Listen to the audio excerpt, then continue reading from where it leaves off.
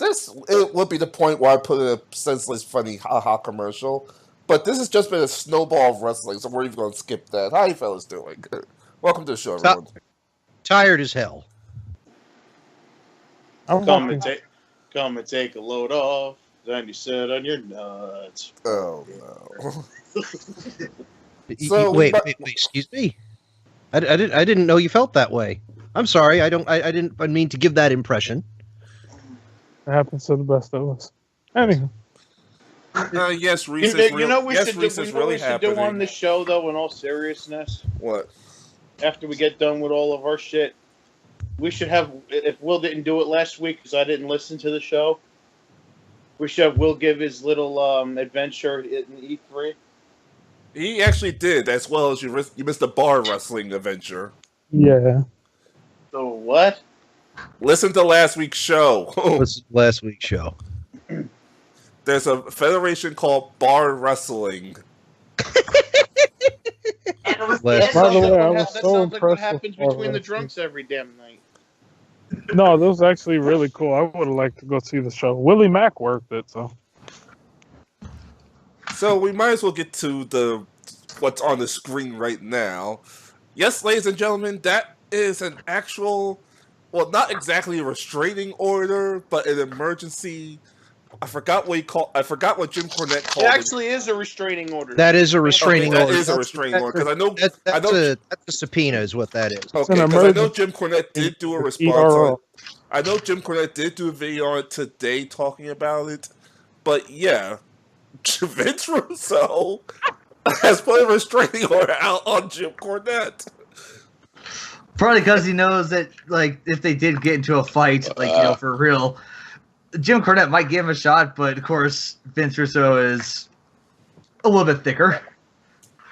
By the way, I just want to say for the record, and this is actually kind of, big. Jim Cornette may have a restraining order, but I don't have a restraining order. Mm-hmm. So if I'm just putting it out there, if I happen to be in the same place as Vince Russo, I'm gonna beat the fuck out of him, and then just to prove a point, I'm gonna fuck his wife right in front of him.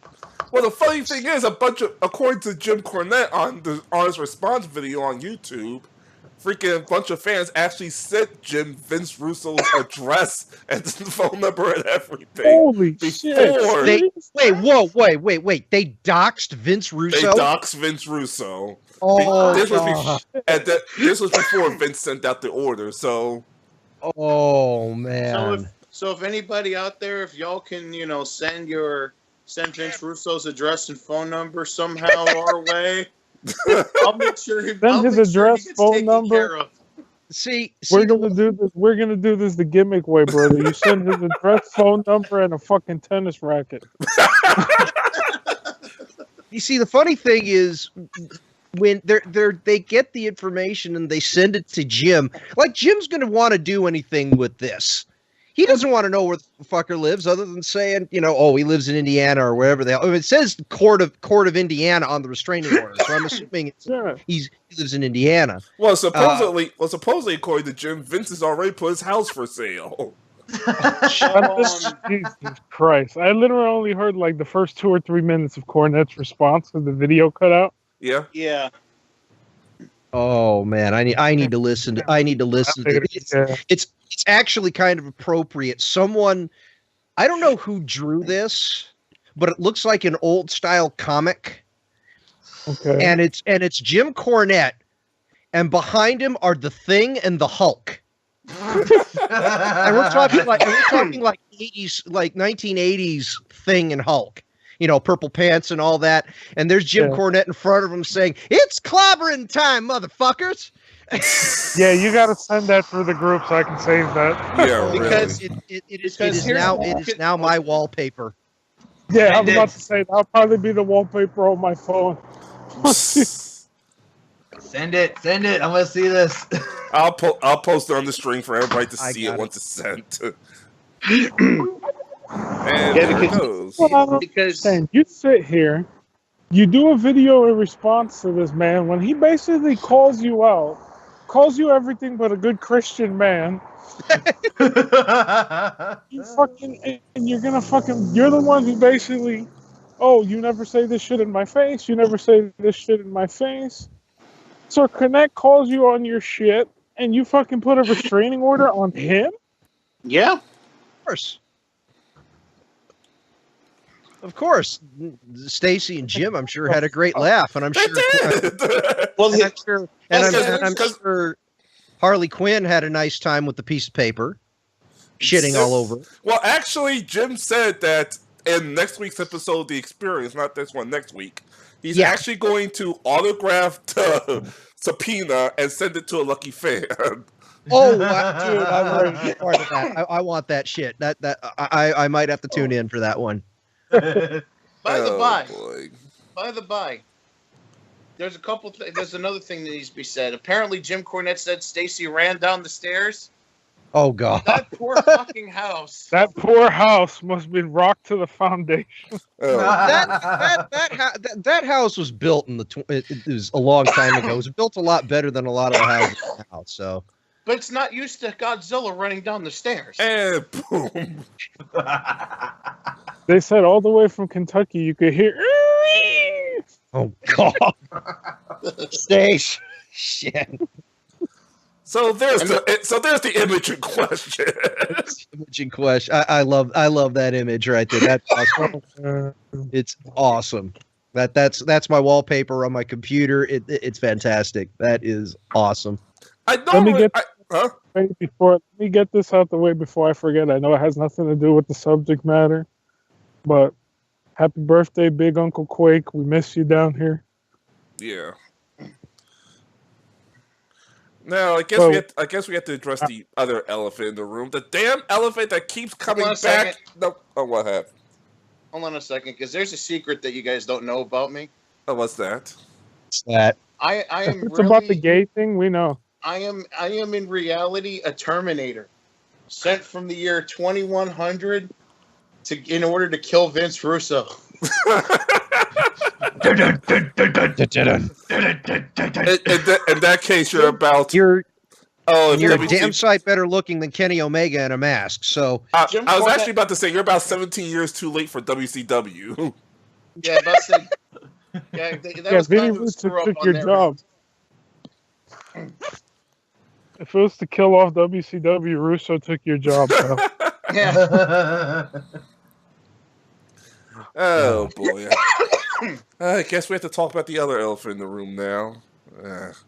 Uh-oh. Well, to be perfectly honest with you guys, the whole week of wrestling was actually pretty damn good this week. Yeah, I know. It has.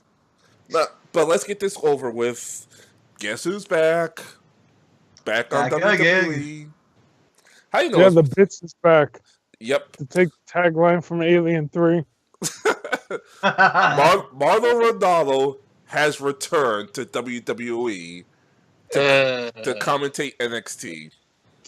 And I also heard they're going to move JBL to NXT too, so he can run away. Oh, jeez. Oh, God. Coward. So, yeah, I guess that's everything you could think of for that. Oh, I could think of a lot of things, but they're not worth saying. Oh, do say it. Come on. They're not worth saying. This is not a PG show, Will. Well, all right. If you want me to talk for 20 minutes. Uh-oh. I'm beginning to think that this was the actual payoff. What, getting moved to NXT? Getting moved to NXT. That I wasn't actually terminated from his contract so much as restructured. Well, he basically said that his contract wasn't terminated with them.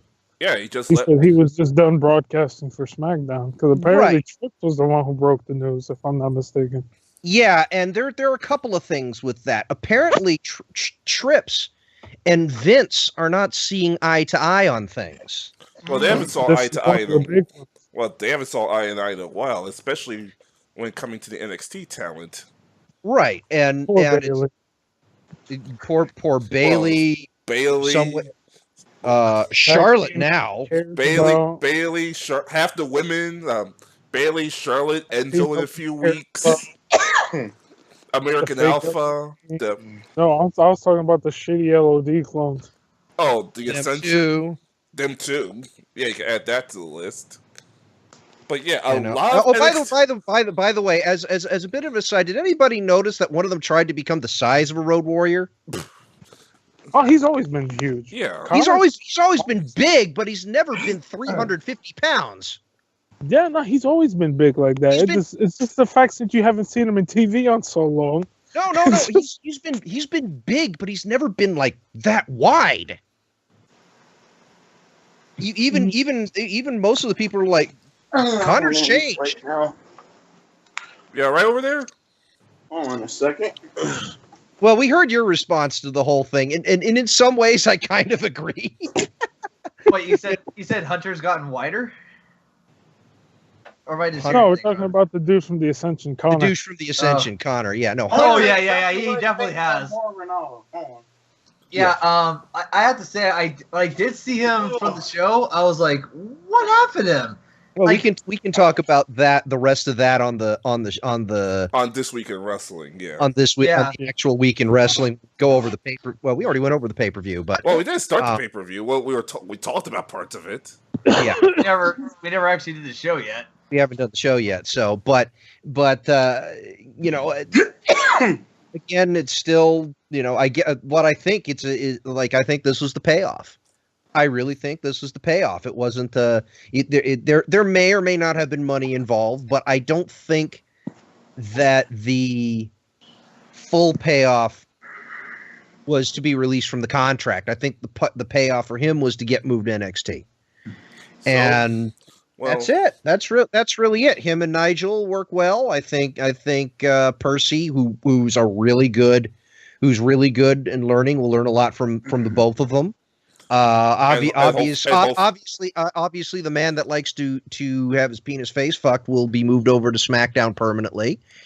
You know, I mean, and hopefully Percy will learn enough to ultimately replace who's the third man on SmackDown? No. He's going to replace both Otunga and Saxton at the same time. He's going to be working both shows. That's how much better Percy Watson is. Well, I thought Booker already replaced Otunga. Because one above Byron Saxton is herpes. Damn, dude. At least said nice enough like cardboard. No. That's how bad he is. Oh, boy. So I thought Otunga was better than him, not by much, but he was better. I thought he was better than Saxton. Saxton set the bar so low. Damn, I just wish they would just bring JBL to NXT. I don't think he'll be happy at NXT. I think he'd be happy at that level. I Fuck don't think he'd be happy there either. I don't think JBL would be happy there. I was talking about JBL, John. Think about well, it. don't forget, If you go to JBL work, was the GM there. Say again? Don't forget, before Regal, JBL was the GM of fucking NXT. True.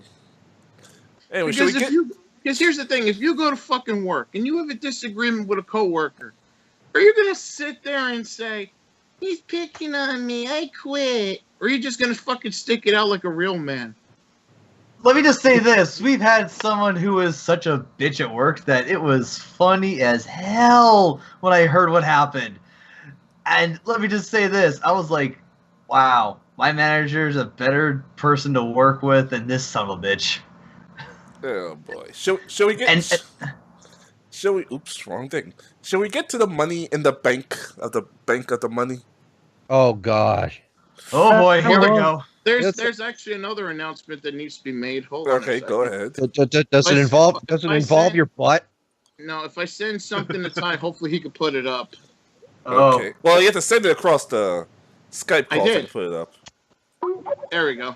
Okay, and who is this? Oh yeah, I've seen Apparently, that. they made a Booker T. Ken doll where they bleached his skin white, but they still gave him the bitch knot. One problem though, they don't have the hair extension to go with that man bun. So now you can. So now, kids, you can have your own realistic Booker T action figure. Oh boy, let me save. Just get a this real black quick. crayon and paint his face, Oh, that's nice. and it'll look just like Booker T. This is real PG right now. Sucker. Oh wait! Complete It gets Spinneroonie better. action, right? Hold on a second. I just saw a full picture. Wait a Oh minute. no! Oh no. Wait a minute.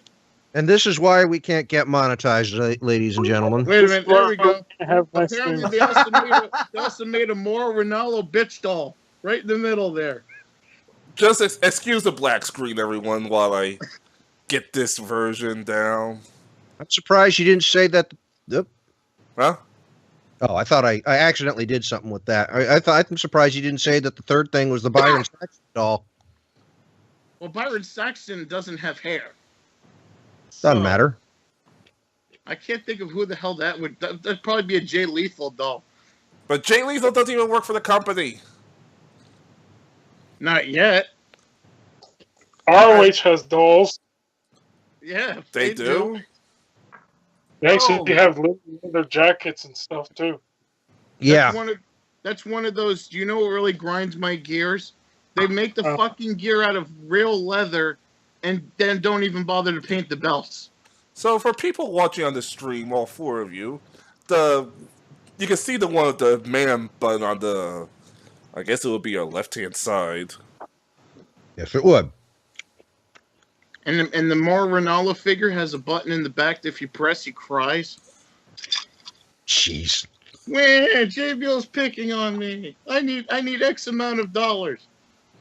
And by the way, speaking of speaking of Impact, more fun with Rebby and Jeff Jarrett. What happened? Wait, what? Why is she attacking Jeff Jarrett now? Oh, you want to know what happened? Yeah, I gotta hear this. Yeah, me too. Jeff Jarrett says there is no question who owns Broken Hardy gimmick. So Jeff Jarrett is on the side of Anthem. He says, here's what he says on his thing that he put up here. It says, I always take the high road because there is legal squabble and potential legal squabbles that I have said this to a couple of outlets, and I say this with very broad strokes. I am from Nashville, so I am around music, which is intellectual property, and I've been in the business for 30 years. Intellectual property laws are very simple. There are two sides to it. There are publishers and the writers, and then there are performers as well. And he's basically saying that because we did it here in TNA, we own it, not Matt or Jeff. So he's taking the recording industry and art association Route. explanation rather than the talent, which he was a talent. Yeah. And the Double J thing was which he has used in TNA. Oh, here's another one. Was first used in WWE, which means, guess what? WWE owns the Double J Jeff Jarrett gimmick. Where's his money? Where's their money? Okay, so here's another one he said. So when it relates Based on that logic. when it relates to IP, it's real simple. There's a publisher who owns the property, and then there's a writer who gets credit and can monetize it. Then there's performers. There is no question that Broken Matt and Brother Nero's performances were off the charts good. When it comes to ownership, to me, it's almost a silly squabble. It's never been a question. Impact are the owners. I just had to switch to my phone. When has the company, unless it is like plainly written on paper, black and white, when has a company outright owned a gimmick?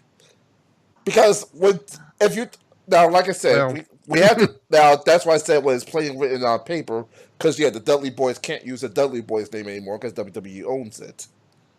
Yeah, right. And now back to Revy. What did Revy decide to do? Oh no! Oh no!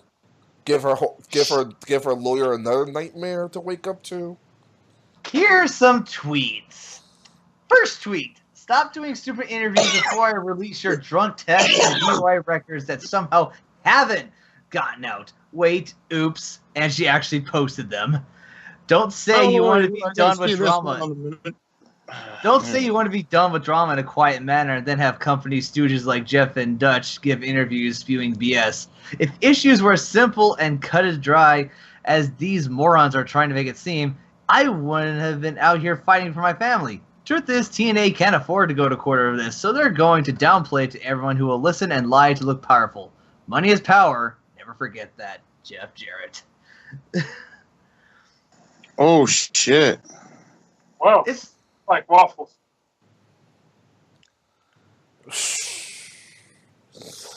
Well, anything you But want? how do they know? Huh? Is this really him though? Because apparently it said the fuck. Oh yeah, it's a 6-month suspended sentence. I got you. I don't remember Jeff going to jail. no, not Jeff. Oh, yeah. Sorry. Jarrett. Yeah, Jeff I'm looking Jarrett, at sorry. it right now.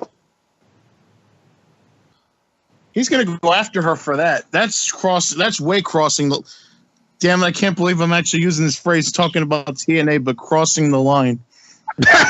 Wah wah wah. And you're saying that because they also broached breach of contract with Matt's contract a few weeks ago, remember? Because you're literally now crossing into that territory of you're violating somebody's privacy. Like Mhm. you And you it's just made this nothing to personal now. do. And now she just hurt Matt's case because they can go to court and say, look, this girl is stalking us. You know? Buddy, stop. It's just fucked up Matt's case. Possibly. They're going to have to sell this out of court at this So rate. so I haven't bothered looking at it. Was it a drunk text? Was it a drunk driving thing, or what was it What that she that put up showed? was, okay, certain municipalities actually have like records, like criminal records online. Uh-huh. And basically she put that up from one of Jeff Jarrett's DUI pinches. And it was dated last year. And that was on the Twitter. Yeah, let me just go back to What's that. up? Let's see here. Jeffrey L. Jarrett, date of birth 7/14/67. Disposition guilty. Disposition date November 15th, 2016. Case number SCE 231355. Yeah. They charge. Yeah. Go ahead. Ignition interlock violation. Okay. All Which right. means he probably had a breathalyzer in his car and he failed. Right. Suspended. That's 6 months suspended sentence. it's a suspended sentence. I don't know if this is a felony offense or not. Misdemeanor. It's right there. It's MISD, that's misdemeanor. That's a misdemeanor. Okay, yeah. Yeah, so Yeah, putting that out there. that's not going to matter, honestly. The only reason that makes all this does is it makes Rebby look stupid. it might because- the only thing that saves Matt's case at this point is this was public record, so anyone can get access to it. Exactly. That just makes Rebby look stupid, because she's doing if this is a matter of public record, who the fuck cares? Technically, getting a DUI is taking the high road. No, it's not that at all. Rebby's talking out of her ass again, and that's the problem. So this is what happens when you don't give your women a backhand anymore. Oh God. John, everybody. Speaking of TNA, guess who else got fired or let go due to money problems at TNA? What, there's Al still Snow, Gregory Helms, and somebody else. I was going to say particularly Gregory Helms, who had good friend of the Hardys, who if had I'm a not nice little mistaken. thing to say on his way out the door. Oh, what did he say? It's funny how the people say it's business, nothing personal. Usually, one's fucking people over. So, Yeah. you know, I mean, that's just, and this is over money troubles, because obviously they can't afford certain things, and it's possible that. How's Impact Wrestling still bleeding money? I thought Anthem was, competent compared to Dixie. the fact that you still need to clean up after Dixie's mess. Just Yeah. because someone else took over, that doesn't mean the debt goes away. That is true. No. That's Oh, still no. Oh, we're no. only 3 months into the Anthem era. Just to give you an idea of how bad for the people watching how bad the Dixie Carter era was. This is the only episode we have to split into multiple parts, and we still have to eventually do part 3. That's how- But Huh? I was going to say something real quick. Guess what Vince Russo got me to do? What's the? He got me to follow Eric Bischoff on Twitter. Why? Because Jim Cornette and Eric Bischoff hate Vince Russo. They bonded over this hatred. They bonded over this hatred, and oh my gosh, they actually share some opinions that are somewhat similar. Who would have thought? They may disagree on a lot, but for something like that, I think they find out that they're like, you know what? It's our common enemy. We will be The friends. enemy of my The enemy enemy of my is enemy is my friend. friend. Exactly. They're basically like, we have our differences, big differences, but with this guy, okay. And Eric Bischoff had enough to say about the restraining order too, but Oh boy, Eric had to say, but he kind of took the high road on it. He kind of took the high road on it, but he did say something about it. I gotta find it. But yeah, he did say something on it. It was hilarious. Anyway, let's actually get to the pay-per-view before we get sidetracked anymore. Again. One more note about how hilarious and sad TNA is. Apparently, the midlife crisis guy, who's the global crap champion, he did an interview where, Jesus, I can't even say this without otherwise named as the Spick with no dick. El Cabrón. Oh. We'll call him El Del Rio. I'm trying to figure out who you're talking about. I'm thinking, wait, Lashley? We'll just call him El Cabrón. He's went on record to say that he thinks that his match with Lashley is going to be better than Joe and Lesnar. Wait. What? He's saying, he literally that match with Samoa Joe and Brock Lesnar has nothing on his match with him and Bobby Lashley. What was it they used to say? Cocaine's a hell of a drug? Oh my!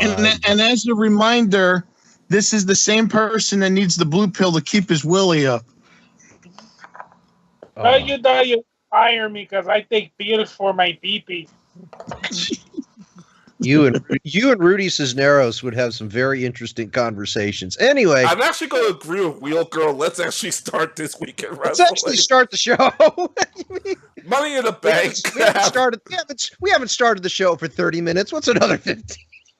Well, technically, we've been recording for 30 minutes. Yeah, we have. I said we've been recording for 30 minutes. We haven't started the actual show. Money in the Bank happened. There's the show. Let's talk about that, and let's talk about the fucking feminist bullshit backlash.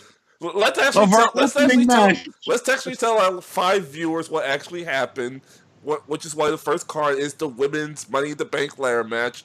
We're just going to ignore the Hype Bros winning over their match and could have actually made a storyline out of it, but they didn't. The end, whatever. Yeah. Yes. Okay. The first match of the actual live pay-per-view, women's Money in the Bank ladder match. The winner was Carmella via James Ellsworth, her manager, climbing the ladder, grabbing the briefcase, and handing it to Carmella.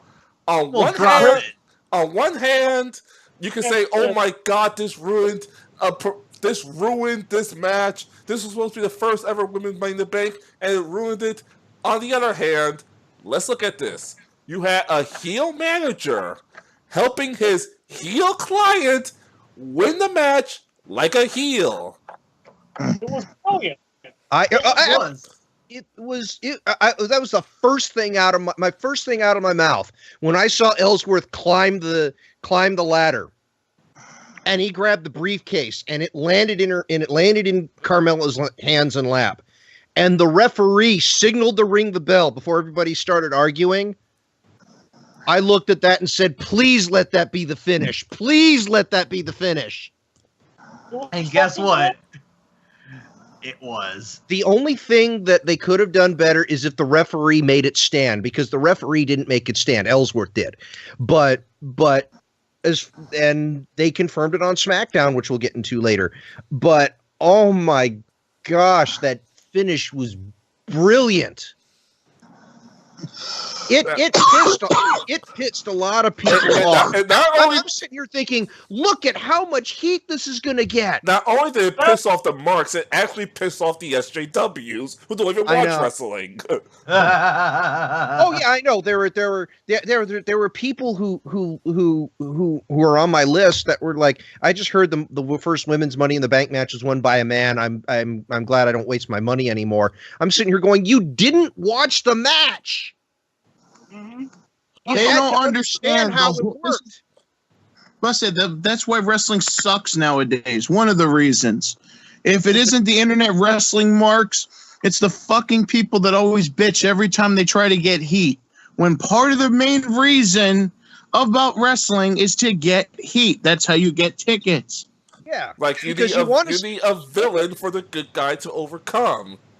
So this is the way I would have handled it afterwards. I already took a 15-minute shit on this, or 15-second shit on this, and I already came up with a whole thing that I explained to the other people I deal with in wrestling.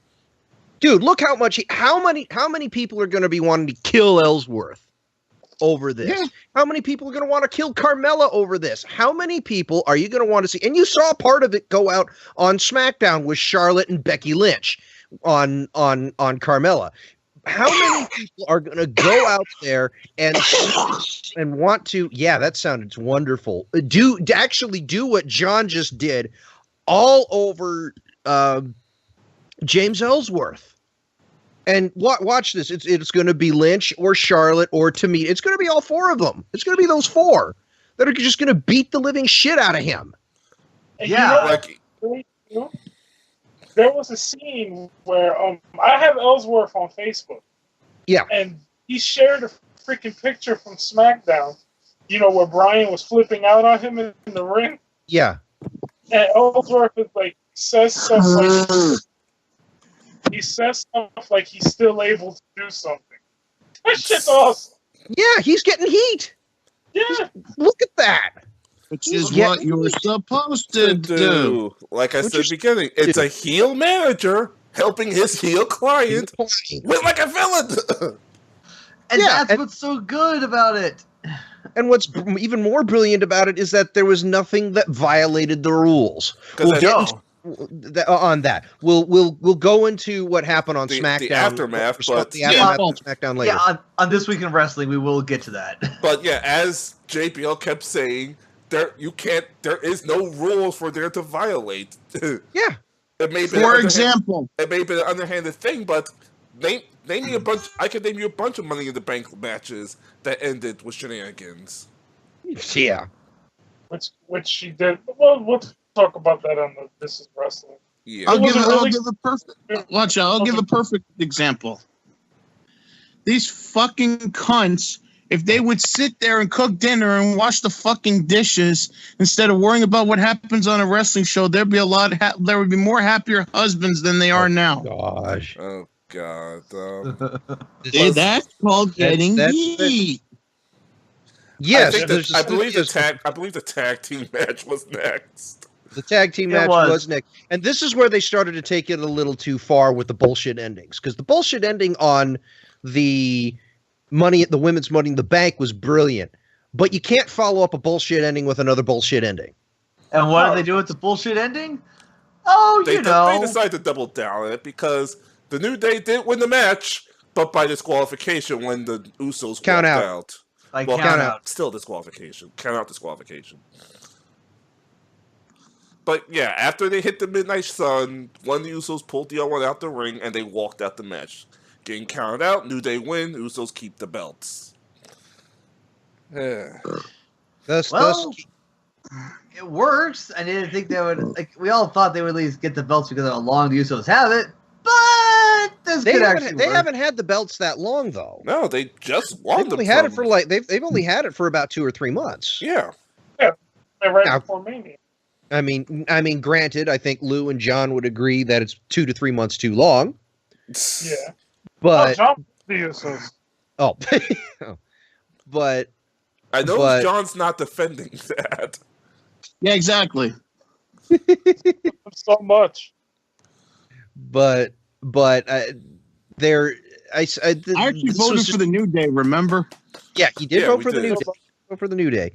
And so I don't see a problem necessarily with the way the match went. The match was brilliant, but again, you're doubling down on on a bullshit finish. And Well, while it makes sense for what the heels are doing, but they really needed a match in between to wipe the taste of the bullshit out of their mouths before they go on to the next bullshit. They literally could have just swapped this match with the next match we're about to talk about, and it would have came down a little better. Yeah. And of course, the next match in question is no, not that one, not that one, that one. Yeah, the women's title match: Naomi versus Lana. And Lana did a lot better than I thought she would have, but of course the winner is still Naomi. Yes. Yeah. I mean, who in their right Lou mind? has Slive Relief. No, that was John who gave the who. Oh. That fucking outfit Lana wore, holy shit. Oh, Oh, Rusev Crush, indeed. well, yeah. Rusev crushed every week. They must have hired back straight cameramen because that shot of her with her legs open. Oh, jeez. and this is what's going to get you kicked off of Twitch, Ty. But I'll let you know when I start getting the wait, hate mail. Can I give a little bit of a side story real quick Go ahead. that actually has to do with that? On the table for 3, they decided to have a talk about women's evolution. that. Oh, yeah, I this week's completely table. agree. I completely agree with you. yo, The fucking women they had talk, like it was Maurice, Eve, and I think Kelly, slutty, Yeah. slutty. and fucking them talking about the women's evolution is like fucking David Duke, Daniel Carver, and Michael Richards talking about Black Lives Matter. Jeez. Oh, jeez. Send all your hate mail Well, to It's like you want to talk about women's evolution. Why didn't you bring in, say, Lita or Trish? Bring in fucking Wendy Richter and Charlotte. I would say, you want 3 off the top of my head? Lita, Trish, and Molly Holly. Which was a thing that they actually had. Well, an evolution takes place over so many years. That's why I mentioned Richter, And I Trish or Lita. I agree with And John. Charlotte. Entire thing. Yeah, I agree with John in the entire thing. 3 people from different eras. You either have Past, present, future. Wendy Richter or Medusa, one of those two. Yeah. You have somebody from Trish, Lita, Molly Holly. or Molly Holly, one of those 3. I mean, I was trying to think of somebody else during maybe Jackie. But And then she for the present, you have Charlotte or Becky Lynch. Or Charlotte, Becky Lynch, Bailey, Sasha Banks, named off the 4 horsewomen. Wheel Girl says, do you want to be killed by SJW, John? No offense, Wheels. I don't think an SJW will actually be able to live long in a fight. Yeah. Especially with John. When it comes to SJWs, my name is One Punch Man. One punch! I'm sorry. Oh, God. What the hell's an SJW? I'm not a nerd. or Social justice warrior. Otherwise known as one of those pussy liberals. Snowflakes. Oh, lot of faggot snowflakes, huh? Yeah, that's Yeah. another term. Social justice warrior. I said the word faggot. Fuck you if you're offended. Yeah, that's pretty much what they are. So back to the match real quick. They do their stupid podcast about, social injustices, and their mother calls out to them from the fucking top of the stairs. It's already. Anyway, back to the match. Hot pockets already. Back to the Back to the match real quick. Lana did a lot better than I thought. They did tease Carmella coming out with the Money in the Bank briefcase, which was also brilliant. Yeah, it's the fact that she was teasing it, and it's like, that was quick. And it was just enough for Lana to lower her guard enough for Naomi to finish her off. Which I will say this: why would Lana? Go ahead, Lou. Lana was impressive, though. I agree. Impressive. I agree. I thought she was going to be absolute shit, and for her first. Better work than 3 girls working that were featured on that table for 3. That's not. Yeah. For someone who had her first televised match, a championship match on a pay-per-view, she did pretty good. I can say that Sarah Del Rey is really well paid. There you go. I forget what her real name is. It's Sarah something, but Sarah Del Rey. Sarah Amato. Sarah Amato. Sarah Amato. Yeah, she's well paid because she was a great wrestler. I think she still is, and she's a great trainer. And also had a lot of private time with her in the past too. And there you go. Oh, there you go. This is what makes me break out the official E3 shot glass. Which I gotta say this, that at least if Lana's actually getting proper training and she's only been doing house shows on NXT, she's literally only had like 7 matches. Yeah.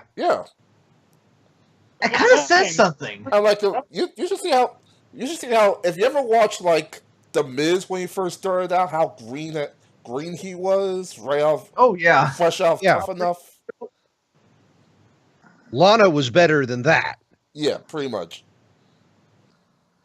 And that's kind of crazy.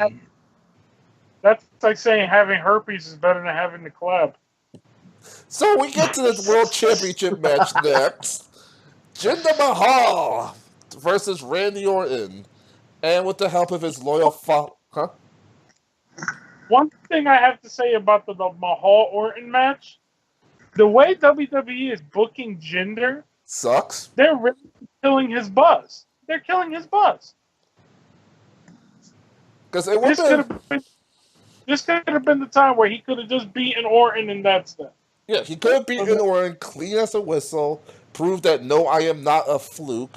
But once again, and I know we just said about how heels do have to do heel things to be heels, but sometimes you have to prove like, yes, I can still do it on my own, and this should be the time. And the other thing about this match that kind of ruined it, they used the exact same finish they did the last time. The only tweak is that they had the freaking Singh brothers harass Orton's father. Orton beat the shit out of the Singh brothers, roll back into the ring right into the Colossus. It just makes no sense that they would allow, like, do the same finish. I mean, and of course we all kind of thought. Again, this is one of those things that everyone thought that this match would also be like the hometown loser again. But seeing as they had the legends that were there, they couldn't have done more. And that's what makes me sad. And I'm also with you guys that the Singh brothers should not have been a major factor. They should just. By the way, did anybody like Greg? I really don't want to be at this fucking pay-per-view, Gagne. I'm more thinking of Greg. Why are they bothering even mentioning him, Gagne? Oh, well, Greg Gagne is fine. I don't mind him being mentioned. He's a good guy. I think he was good talent for AWA. Obviously, he didn't make it further. Go ahead. Whoa, Greg stinks. Well, remember Rambo Greg Gagne? Rambo Greg Gagne. I think he falls under the same curse that freaking. Well, let's not else forget that this match was supposed to be where it's like, like, And you have all these legends there, and the only thing that comes to mind is Didn't make any sense. could one of them have actually done something more than just try to just say, "Hey, I'm here to get paid"?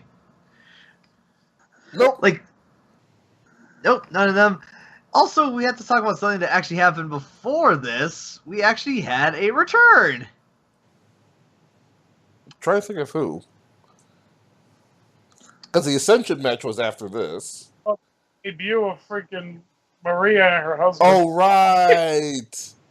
So if you're playing the drinking game, you had to down your entire drink twice. Great. Oh,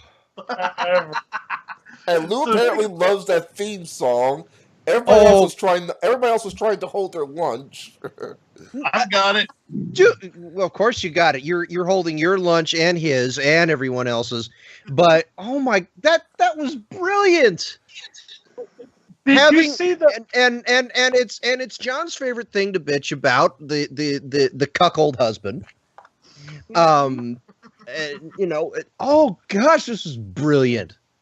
It was just well done. By the way, I know that this is jumping a little bit ahead, but whatever. Did you guys see the promo that they did for .com at SmackDown? Oh yeah, that promo is what got me going. Okay, this is actually worth watching because I didn't fall in love with their Money in the Bank promo, but it was their SmackDown promo that made me go, "Oh, okay, this is worth it." I'm gonna have to find that one. Oh my God! There's basically a line in the promo where they're like, "When you know you found the person you found in love with, you'll be happy," or something along those lines. Yeah. He's like, "But for some of you, that's obviously never gonna happen in your pathetic lives. But it's okay. You can live vicariously through us." Let me see if I know I have it in my YouTube history. Let me check real quick. I'll play. Oh, that's brilliant. That's so brilliant. And loading. Okay. Maria's the Heyman girl. By the way, the best sign at Money in the Bank. What's that? The Mother 3. Localized Mother 3. Localized Mother 3, exactly. Oh boy. Here's the promo. Well, the audio of it.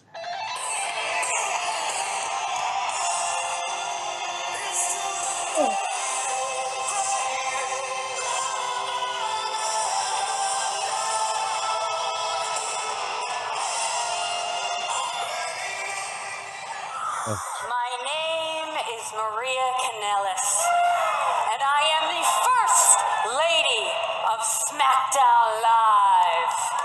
And this is my husband.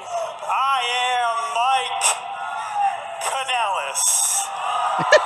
7 years ago, I left WWE in search of something very special, something that my heart ached for, and that something was love. Unfortunately, you ran into TNA on the way. Something everyone needs, but not everyone finds. But luckily, you found me, sweetie. So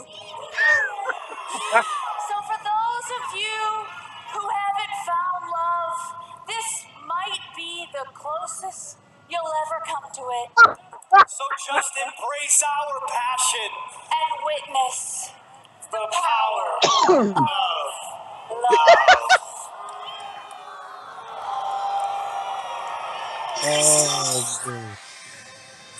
And I'm sitting here I remember watching the original promo on Money in the Bank. And I'm sitting here going, where's Bruce Pritchard when you need him? It'd be perfect. I think he's too busy having a feud with Vince Russo right now on Twitter. Yeah, I know. He's busy on something to wrestle with. But holy shit, wouldn't it be great? We want to renew our wedding vows. Who can we get? I love you. That's what I'm saying. I'm surprised they didn't have Brother Love as their manager. That's why I said, where's Not like Bruce Pritchard's doing anything now. Exactly. I don't normally say shut up, this will be WWE might get an idea, but WWE, listen to this. To this idea. Just do it for a one-off. They don't need a manager. They can obviously talk. Yeah, exactly. Just bring them in for a fucking quick skit. Yeah, that'd be great.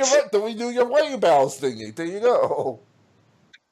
See, I didn't Talk even about how have the to power of love brought them together, and then you have fucking John Cena come down and give Mike the AA. Because eventually they're gonna wind up feeding those two to fucking Cena and Bella. I thought they're going. Because I thought they're going to feed Jinder to Cena first. Because they're gonna fuck. Nikki wants her revenge against Maria for slandering her. Apparently. Oh God. Oh God. So we did have a. Oh, you come back? I'm gonna make your life a living hell, much like Will's ex-wife. So that hasn't happened at all, thankfully. Anyway. So we did have a bonus match real quick before the actual Money in the Bank match. This was the where the fuck did this match come from match? Yeah, this was filler. Yeah, in WWE. This was WWE's bathroom break match. Yeah, it just all of a sudden appeared out of nowhere, and I'm just like, what? Really? Go ahead, Lou. Like I said, the second best tag team in the WWE, Breezango. Yeah. Let's give an idea of who actually won.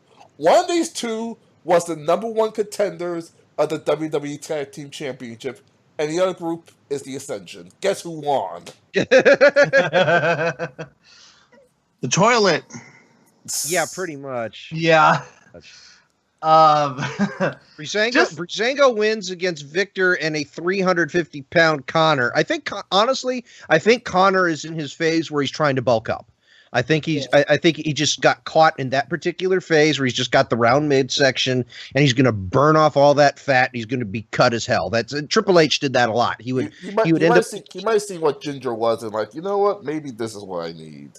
Yeah, so he's just building up a lot of mass, and then he's going to burn off all that fat, turn it into muscle, and he's going to be just as jacked. It's just going to take a while. They just caught him in that mid kind of thing. So yes, he looks like he's 350 pounds, but when he loses it, he's going to be a monster, I think. Speaking of 350, doesn't mean it's going to do anything for his career. It's just that he's going to be bigger. Yeah, speaking of 350, that's how long the match was. So congratulations, Will. You actually got not only the weight, you got the time right.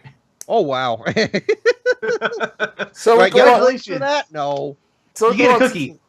I get a cookie. You get a cookie. So we go on to the main event. Time for what? You missed the joke. Which? Huh? Say again, John? Time for what? Like which match did you time this time? Oh, he was making a joke. He was making a joke that I happened to guess the amount of time it took for Breezango to beat the Ascension. And he was talking about wait, but like it's almost like well, we need to get Breezango on the courts. Let's spin the wheel of tag teams. Yeah, pretty much. I mean, the setup was earlier in the day. Was the office was messed up, and then they get a VHS tape. At which point, everybody in the world went, "Where the hell did they get a television with a VHS player on it?" Hey, since they're thinking about releasing more episodes of Southpaw Regional, they probably found that VCR. I think honestly, go ahead, Lou. Don't forget on Fandango's cell phone, it actually said "property of Paulie dangerously." and I call bullshit on that one because that phone was nowhere near as big as Paulie's phone. Paulie's phone could be used as a weapon. I think it was used as a weapon once or twice. It's been used as a weapon several times, but because they have the skit that lasted longer than the match. And then they get the tape and it goes in, and of course they have to talk in the funny voices, meet us in the ring at Money in the Bank, meet us in the ring or whatever. I'm just like, what the fuck?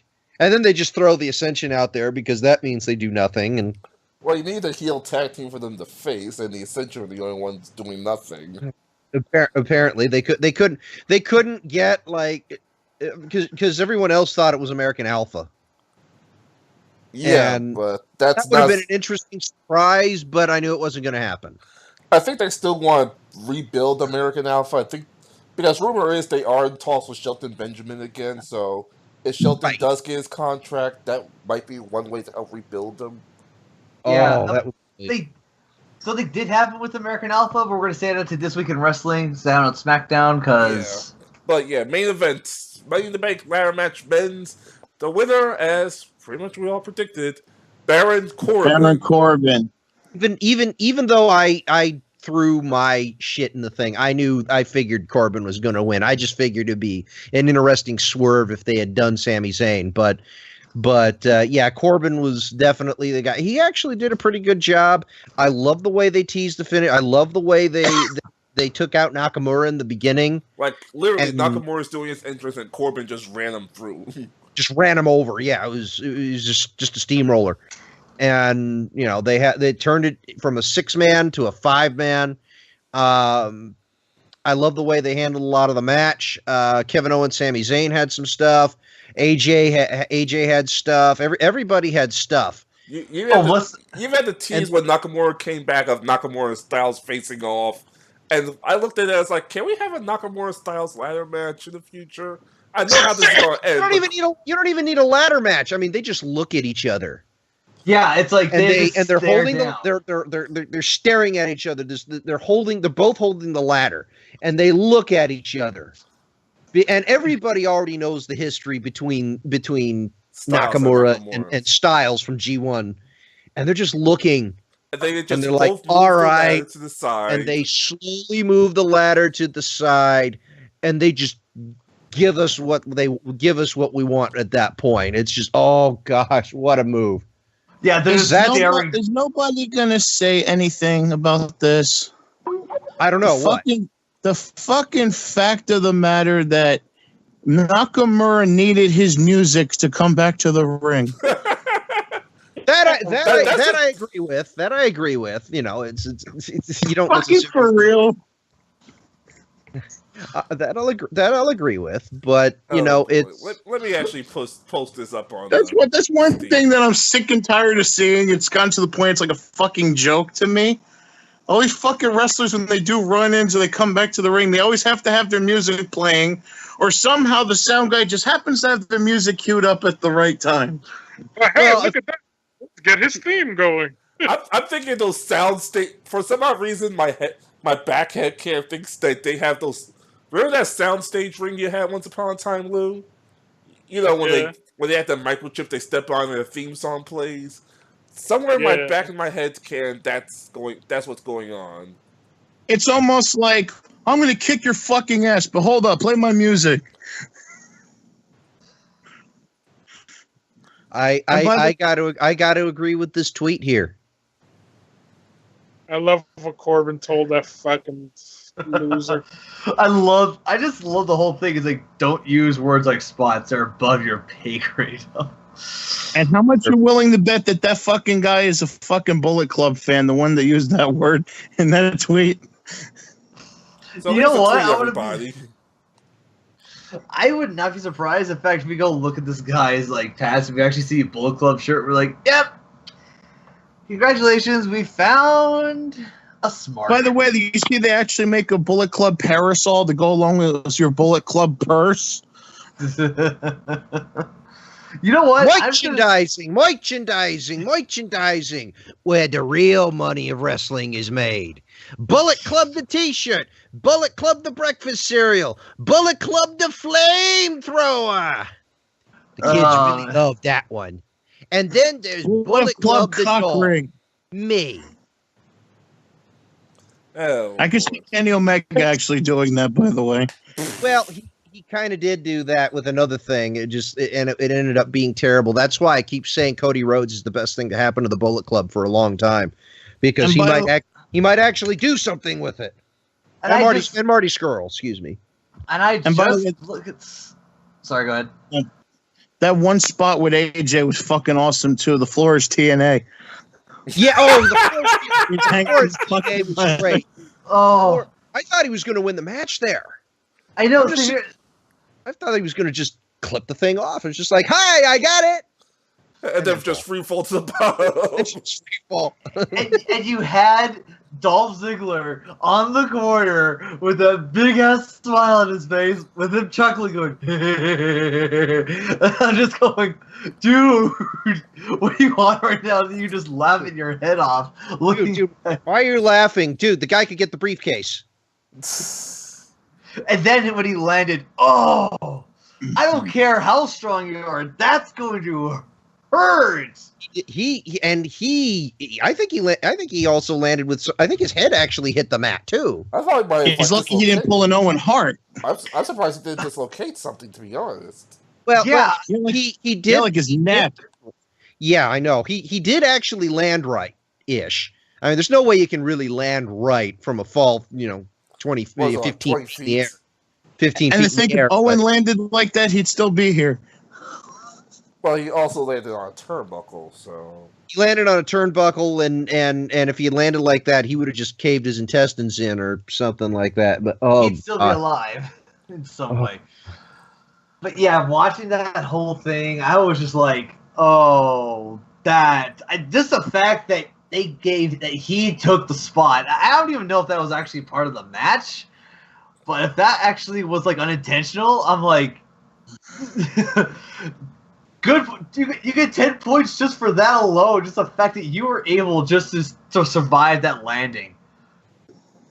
Yeah, AJ is just one of those guys that does that. And I'm gonna say this right here now. I know that next week we're gonna be talking about the brand split and who benefited the most from it. It's not next week. It's gonna be next month.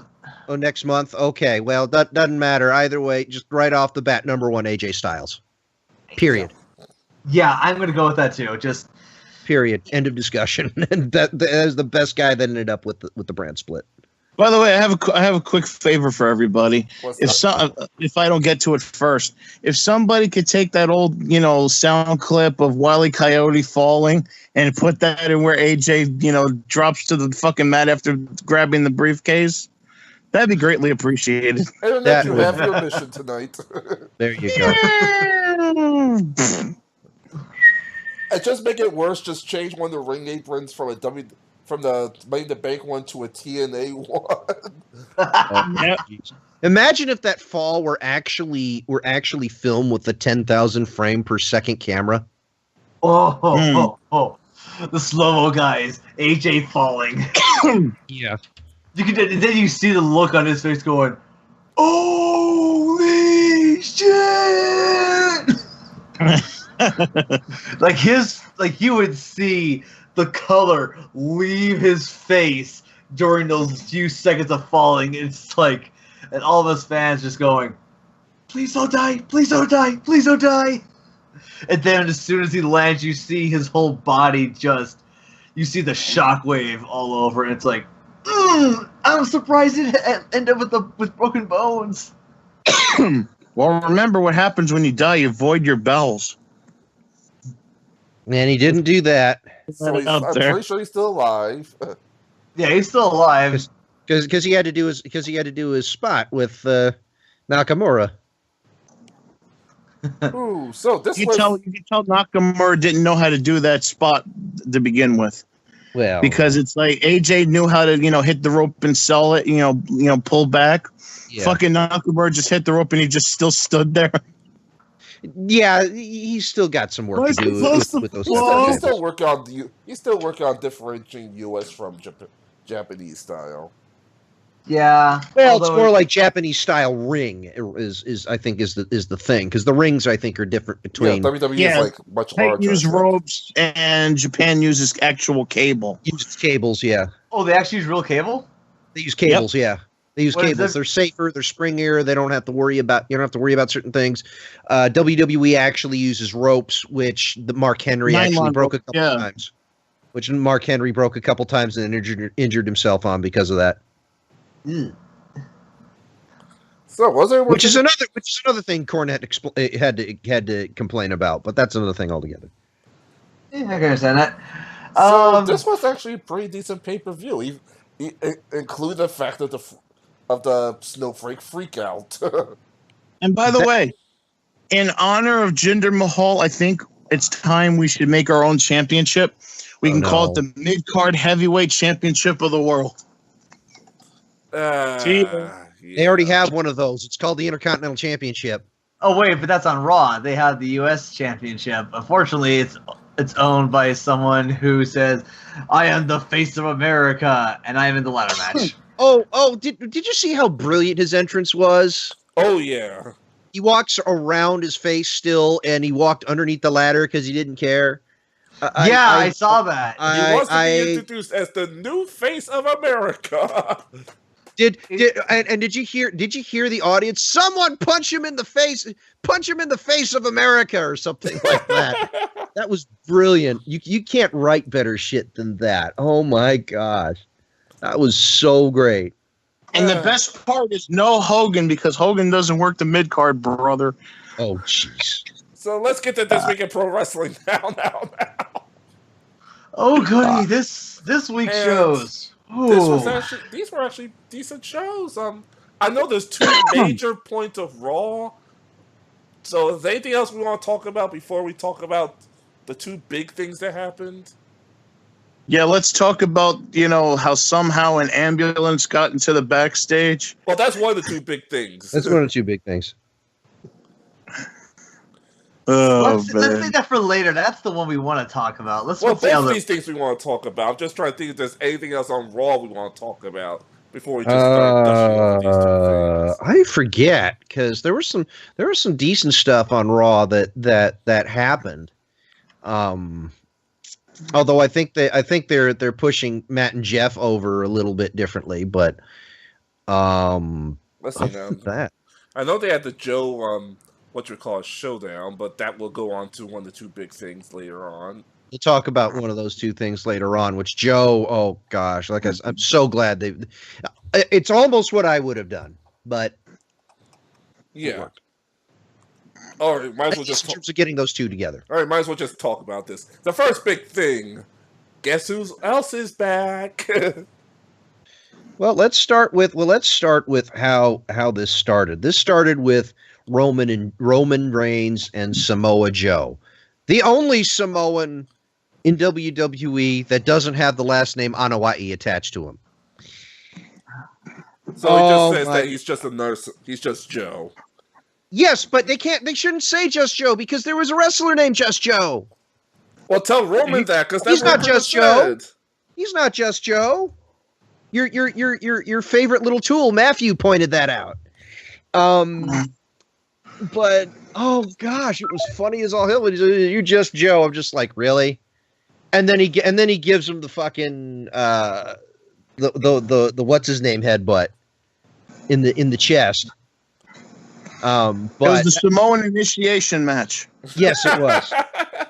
So those two finally go at it, and for some reason they decide to have on the Titantron the backing up of an ambulance. What about Joey? And Roman just had to sit there and watch it instead of finishing the match. He didn't even sit there and watched it. He sat there and looked at Joe for 30 seconds before finally turning to the ambulance. To the Titan. That's because he missed his cue. It's like, wait a minute, I'm supposed to watch this crap? And guess who decided to show up in said ambulance that decided to show up out of nowhere? The STROWMAN! Oh, you're not saying it right. You said the STROWMAN. It's the STROWMAN! There we go.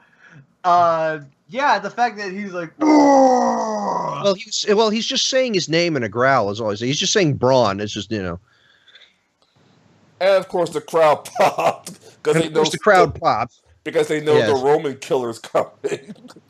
Well, and the nice thing about this was that Joe got the victory out of this. Yeah, it was from a distraction, but you know what? Joe going over on Roman helps his case, particularly against Lesnar. Plus, once again, heel character doing heel tactics.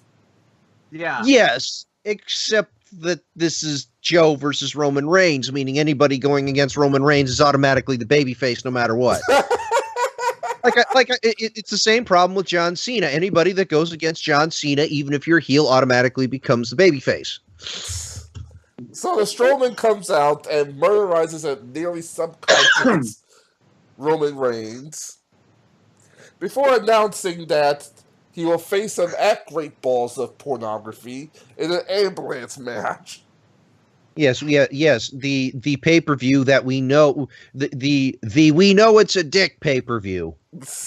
They even brought back the original logo after changing it for 1 week. I think Vince was like, no, we're going to keep the old one. You actually change it again? Say again, John. You could start off the pay-per-view by having Mr. Belvedere sit on his balls.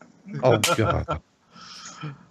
Okay, did they actually change it again? No, they changed it back to the 2 balls and to the phallic symbolism of the song. Yes. yeah. So we have one other event, and it's an event we did see coming, but the way it was executed was brilliant. Oh. So this was cast. So yes, this was Kurt Angle brings out the usual suspects and saying we're going to find out who's been attacking Enzo and Big Cass from behind.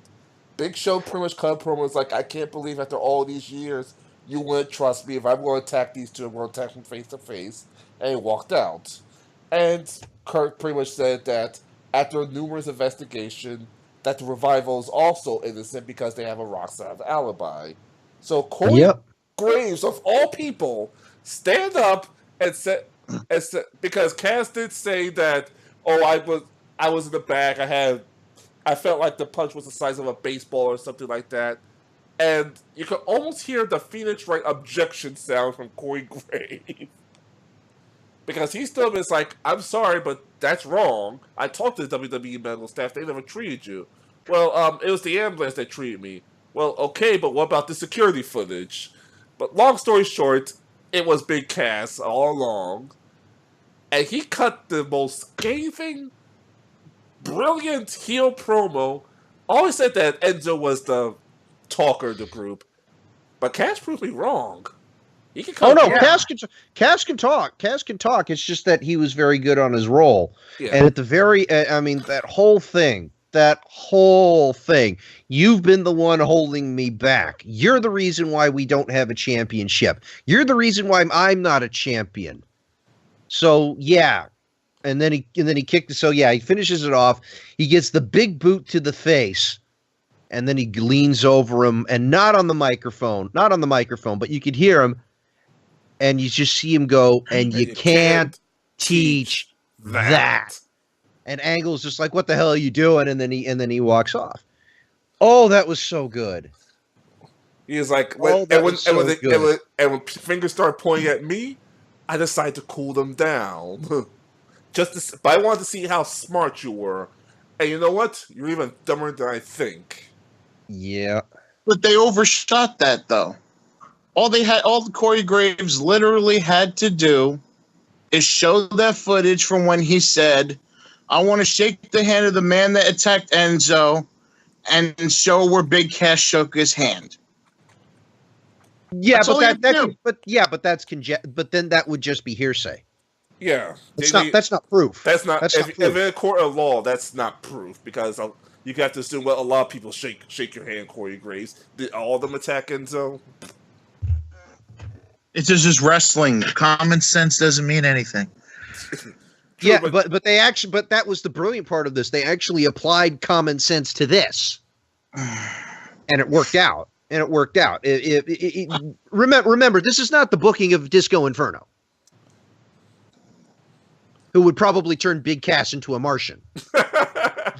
And this isn't Vince Russo, who said, well, they should have showed all these years how most of their friends. I'm like, well, you don't watch the show, because they clearly showed that these two are friends all the time. Right. It's just so crazy, the fact that when you see all that happening, I guess you could say I was floored just to see how they handled this entire situation with Enzo and Cass. I'm just like, they were really going all out, and I applaud them for going this route and making Enzo feel like the biggest victim of all time, and showing Enzo out of all this, they betrayed the fans' trust and saying that I am the one who did this, and I'm going to show that I don't need you anymore. You have been what held me back. And seeing and hearing all of that, I'm just going, damn! Now, here's a question. Does Enzo turn into the next Mario Jannetty award winner? Yes. Damn! Not even a second. You don't even think about it or say, here's my argument, just yes. Because to me, his gimmick is stupid. Yes, and his gimmick was over. The only reason I bought a certified G T-shirt is because I thought it would be funny to have a white guy walking around Elizabeth with a shirt that said that. And when we have to do a morning episode, when you get killed, that's like We'll me know the wearing a reason why. shirt that's like me going around Elizabeth wearing a shirt that says 100% Negro. I thought you were going to say 100% muscle, but anyway. both of which are lies. Anyway. Oh gosh. But So yeah, those were the two big things on Raw. What happened on SmackDown? Well, Daniel Bryan's back. Yep. And Yes. And he did say that he had something. Decision on the women's Money in the Bank match situation. Of course, Carmella started her promo, Which was still very good. Yeah. Once again, it reminded you that Carmella and Ellsworth are heels. They're the villains in the story. Yes. So yeah, Carmella and Ellsworth come out. They cut their promo. Later on, and then of course, all the ladies going to the back talking to Daniel Bryan, saying, "Hey, you can't let this go down this way," and all that stuff. And in the end, Daniel Bryan did state that while Carmella did technically win the match, he is going to strip her of the briefcase, and next week on SmackDown, they're going to have another women's Money in the Bank ladder match. By the way, this is what happens when you're pussy whipped. Just put that out there. Oh gosh. Oh God! And I think it was revealed I'm doing something right, honey? And it was revealed. This is an injustice. I don't think Bree had anything to do with this. But it was also revealed on Talking Smack that Ellsworth will be banned this time. And this is the only thing I disagree with. Why put it on SmackDown? Why put it on SmackDown? Why put the match on SmackDown? Because they don't give a shit because they're not making any money from pay-per-views anymore. Because the next pay-per-view is on Battlegrounds, and why wait? That would be the perfect time to do it, and a perfect theme for it too. The battleground, the battle has been drawn again. It would have been perfect to draw people back in and say, "Look, this time we've changed the rules up a bit. People are banned from ringside. If he gets in there, and they need to add another stipulation in there. If Ellsworth ends up being the one on the briefcase or interferes in any way, then Carmella has to be disqualified from the match and cannot participate in the match while the other four figure a way out." This is the same as Extreme Rules, though. A fucking match with no rules that has rules attached to it. Well, just like in a pay-per-view that says Extreme Rules, you can lose the Intercontinental title by a disqualification. Well, yeah, I know that this is but remember, by your own admission, let's use common sense. Let's use common sense, or are we throwing that out the window for everything else too? No, I think they could have handled the build up of the match better. I think they could have used that to boost the pay-per-view.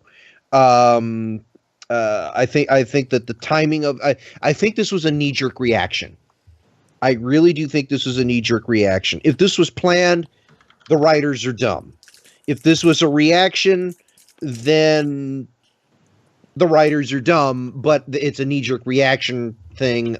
But rather than a what I would say is possible knee-jerk. Okay, I'd give the writers the benefit of the doubt if it was a knee-jerk reaction. If this was planned, then they're idiots. Well, what I don't understand, if this is a knee-jerk reaction, then that means that WWE just folded to the SJWs. To the SJWs, and the SJWs and the IWC, they all bitched about the ending of the match. Right. These fucking cunts always ruin everything. Yeah. But like I say, I would. Hey, that's use why it. we have SJW Bob. Anyway, go ahead. But yeah, like I say, I would. I would use this. I wouldn't have put it on SmackDown. I would have put it on the pay-per-view, and use that to draw people to the network. Let me think of what else. Well, we did have the first ever Kevin Owens Invitational. And guess who decided to show up? AJ Styles, but the Invitational had a very special rule to it. You had to be from the city of which the Invitational took place. So guess who came out of the woodwork? Chad Gable from American Alpha. Who had just recently moved to Dayton, Ohio. Yeah, apparently. Allegedly. But, unfortunately, despite his recent move, it wasn't enough to defeat the face of America. And he was powerbombed for his trouble. That's a hell of a commitment just to move to a new place just to get a title shot. Hey, when's the last time American Alpha got a tag team title shot? Sometimes you got to hustle, man. I mean, shit. I mean, that's. I still think it's funny that the face of America is a Canadian. I mean, it's just great. Yeah, really. Kevin Owens is going to run with that guy. That's such a good thing for him. It really is. I'm actually kind of glad he's doing the same thing that that John Cena did. So it's kind of like, hey, why not? He's doing the same thing that Cena did? Well, remember the Cena U.S. Open Challenge? Oh, that. Okay. Yeah, that makes sense. So I guess that was this week in wrestling, unless anyone else had anything to talk about. I'm good. Now, as we already alluded to, Reed did technically win this week because he has the most points currently. So we already got the subject. Next month is the 1-year anniversary of the superstar of the brand split. So we now get to see who won, who lost, and who got fucked over.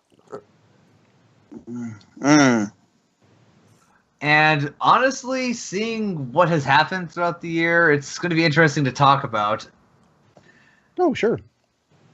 Because again, we got to really think about everything that's happened since last year. Because I'm just looking at all the stuff. I'm going to have to go look through and do some research and think who really did succeed and whatnot. And I kind of can't wait. Good. Hey, I just read WWE Mortal Kombat Robert Rodriguez movie Lucha Underground. Is this what are you talking about, Wheel Girl? I don't know. She's always like this, remember? I'm not paying attention. like the dude. I'm not paying You mean we actually have people that are actually talking to us while we're on the air? Yes. It's Wheel Girl. Well, it's the Wheel one Girl and person. Reese Kane. So basically, it's one of your girlfriends then. No. Because there's no way in hell somebody that we don't know would listen to this show. Actually, we had about 5 viewers, so we did have people that we don't know actually listening to the show. High five, viewers. Hopefully, That's cute. If you're up this late, that means you got nothing else to do either. So grab the Haagen-Dazs out of the freezer, sit on the couch and listen to us talk. Oh jeez. Oh God. And the fact that because I know once this show goes off the air, you're gonna sit there and cry about how fucked up your life is. That you can't find no quality man. You know we actually have a dude watching too, right? Well, he could do the same thing too.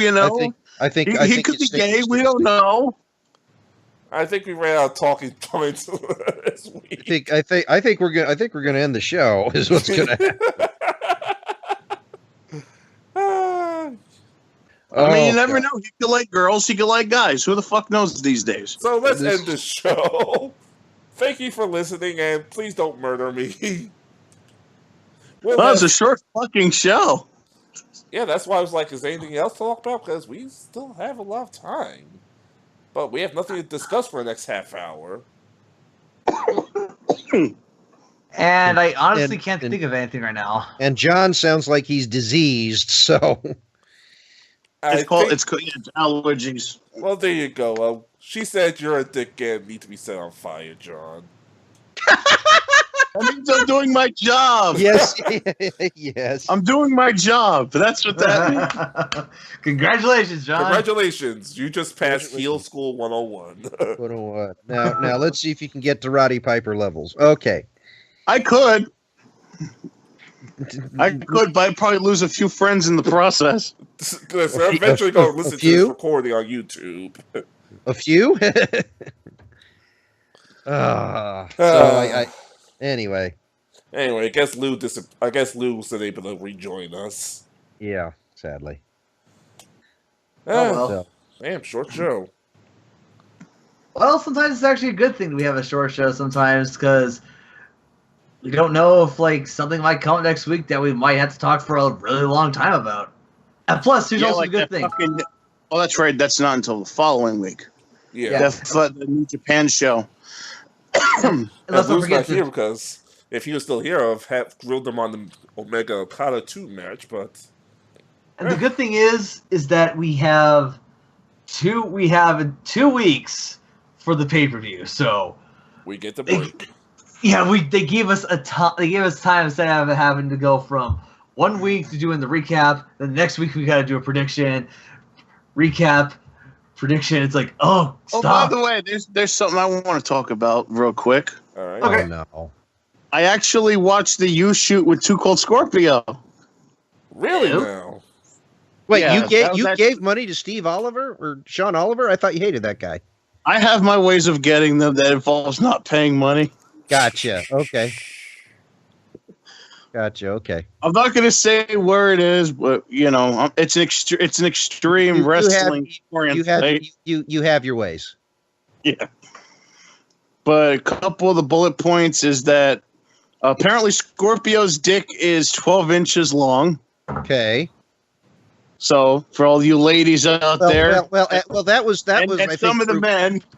I think that was proven by did Missy Hyatt prove that? No, actually, fucking, they actually asked him outright because, Sean Oliver's a homo and he needs to know people's dick sizes. Right. So anyway, he also tells the story about the Todd is God thing. He actually goes into that. He actually admits that it was X-Pac that shit in the Subway sandwich because Mark Henry told some people not to touch his sandwich. Okay. So he talked about that. He also talked about him getting fired from WWE. Yeah. Which is basically he had a crack problem. He told Jim Ross, and Jim Ross basically said, call me Tuesday at 12 o'clock. He wanted to call him the next day at 12 o'clock, and Jim Ross fired him because if you can't follow directions, obviously they can't keep him around. Right. He also what the fuck did he also talk about? Oh, he talked about his beef with Buff Bagwell. Who doesn't have a beef with Buff Bagwell? And also, Too Cold Scorpio is also on the short list of people that Missy Hyatt didn't have sex with. That's a real short list. That is a real short list. Yeah, really. I'm pretty sure. The only members now are Too Cold Scorpio and Kevin Nash. When Kevin Nash has enough dignity to say no, then... Yeah. And actually... Question from the audience, John. What is your beef with What Culture Wrestling? And if the other people have any questions, you're free to ask them at this time. It's hard for me to explain. There's YouTube videos out about it that would explain it much, much better than I could. Basically, they screw the wrestlers and basically play up to be victims on YouTube. They have people take down all these matches from that people put up. And basically, long story short, the beef I have with What Culture is that they're crying and whining that YouTube did to them what they've done to other people. Okay. Welcome back, Lou. Welcome back. Actually, it's kind of interesting you mentioned that. John, because there's another company out of Austin, Texas called Wrestle Circus. that I haven't heard too much about them. I haven't either. They need a little bit of work, in my opinion. But I'll be watching their match I'll be watching their matches this Saturday.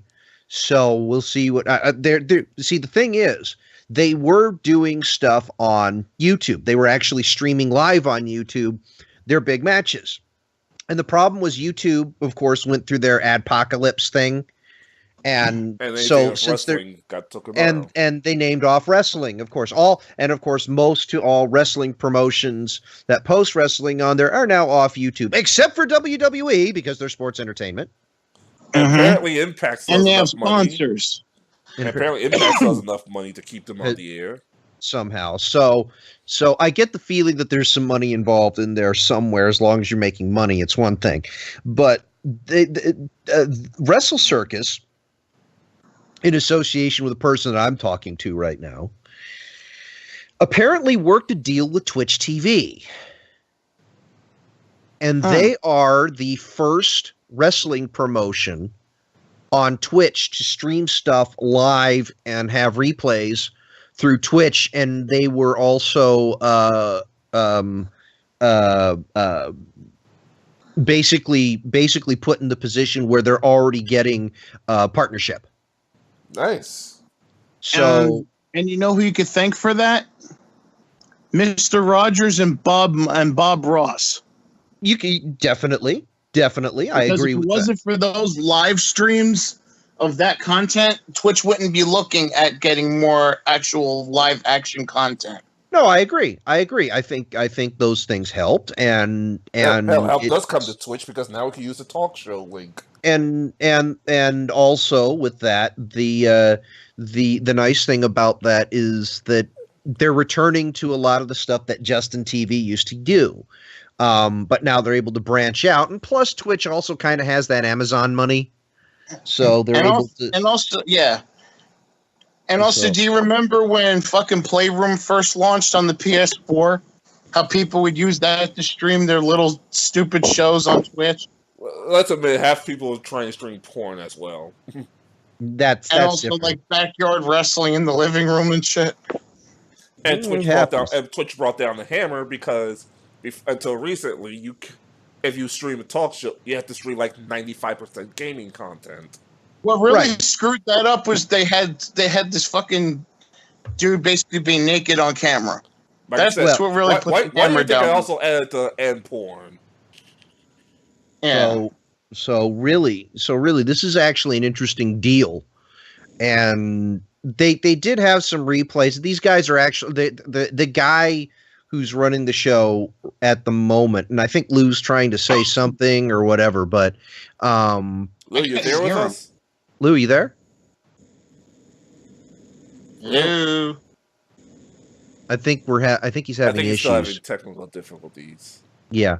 But the match, they show a lot of replays right now, but occasionally the guy who runs it will do some gaming stuff also. He's doing stuff to he's playing Friday the 13th right now, which thankfully the correct Jason, the best Jason, is on there. Hey, they brought back the NES Jason. Like I said, the best Jason is on there. Stupid because technically that retro Jason was based off of Part 7.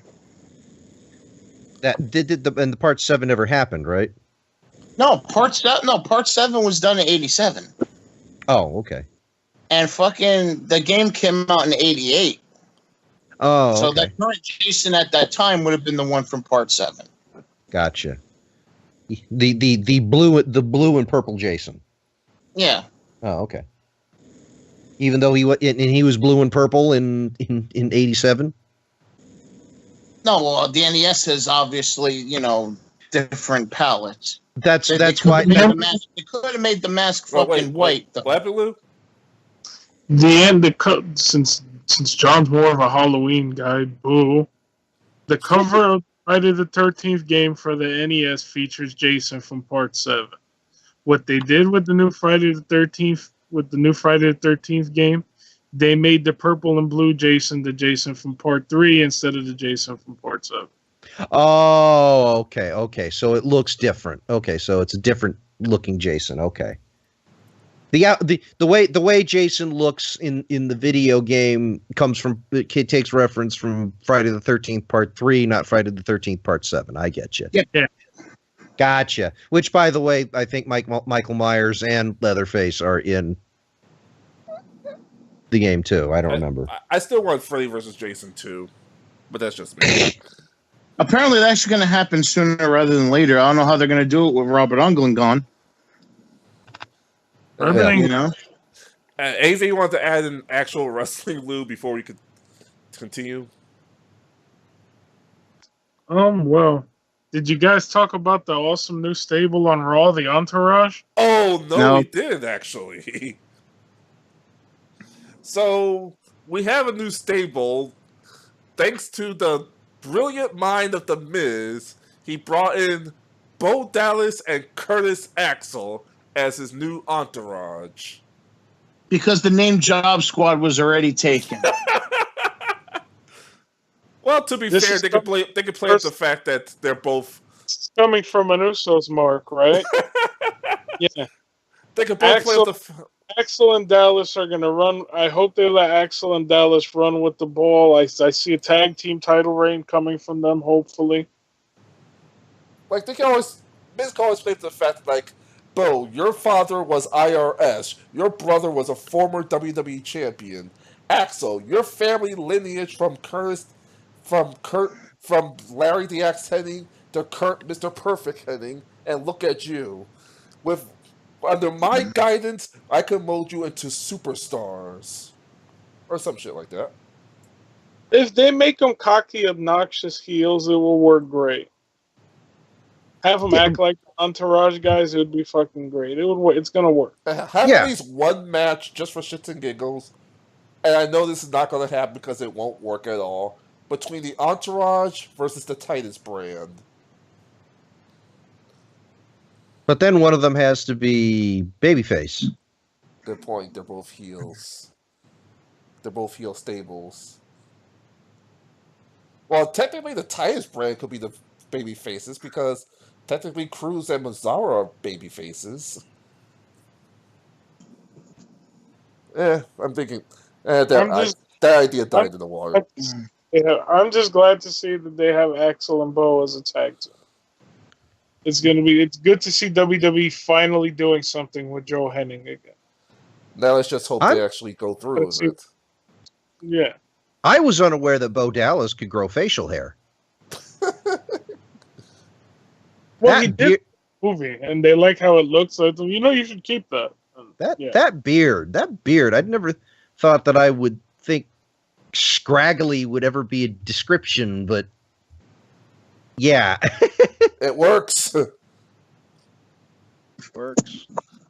Ish. That was the other thing that kept bugging me on Raw. It's like, I know something else happened, but I couldn't think of it. Now, I really don't think nothing else really happened on SmackDown. We had another 6-man, and that was pretty much it. Oh, right! Now that you're back, Lou. Omega Okada 2, how was it? I actually really liked it. I thought the match was very good. 7.5 stars? No, but it was a better match. But it was a better match than the first one. 7.5 stars? 6.25. It was 6.25. How much? I gotta tip my hat to both guys. They put on a really good match. How much does Dave Meltzer suck off New Japan? Well, I'm gonna have to agree with Jim Cornette on this one. Weed's legal in California. Okay, so I guess that really is it. Unless we have any more questions from the audience, which I doubt. Yeah, we should. That'd be fun to take questions from the audience. Which I doubt because now it's only 4 people now. So we scared off the rando by accident. Bye. Don't let the door hit your ass on the way out. Oh boy. That was the most forced version I've ever heard. I guess we really are doing an early show tonight. Thank you for listening. If you're listening to this on Twitch, if you're watching this on YouTube, thank you for watching. You may find us here eventually. I'll try to remember the. Oh yeah, John Silver at Twin Family on YouTube. Will on Yellow Jacket Guy all over the place. And no one else has anything else. So yeah, good night. I can't think of much. Someone save me. I guess not.